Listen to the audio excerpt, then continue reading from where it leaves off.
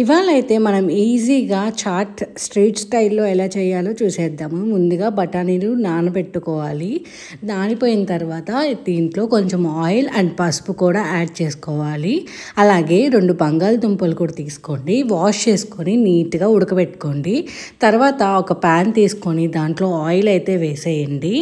ఆ ఆయిల్ నీట్గా కాగిపోయిన తర్వాత దాంట్లో మనం కొంచెం 1 టేబుల్ స్పూన్ జీలకర్ర కూడా అయితే వేసుకొని నీట్గా చిట్టపట్లాడేదాకా ఉంచుకోండి. ఈ చాట్ అయితే ఈజీగా చేసేసుకోవచ్చు మన ఇంట్లో కూడా. మనకి సేమ్ స్ట్రీట్లో ఎలా దొరుకుతుందో అలా నీట్గా వచ్చేస్తుంది అన్నమాట. కావాలి అనుకుంటే మనం లాస్ట్లో కార్న్ఫ్లెక్స్ ఇట్లాంటివి కూడా యాడ్ చేసుకుంటే పక్కా స్ట్రీట్ స్టైలే అన్నమాట.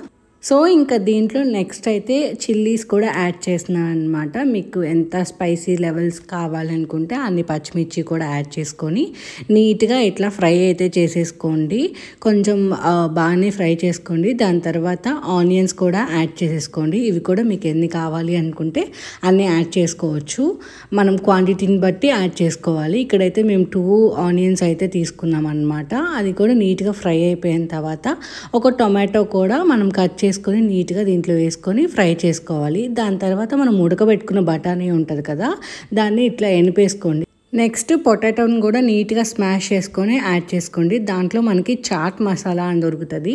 ఆ చాట్ మసాలా కూడా వేసుకున్న తర్వాత ధనియా పౌడరు, చింతపండు 1 స్పూన్ కూడా యాడ్ చేసేసుకోండి అనమాట. నీట్గా కొన్ని వాటర్ అయితే పోసుకొని దాన్ని నిదానంగా కలబెట్టండి.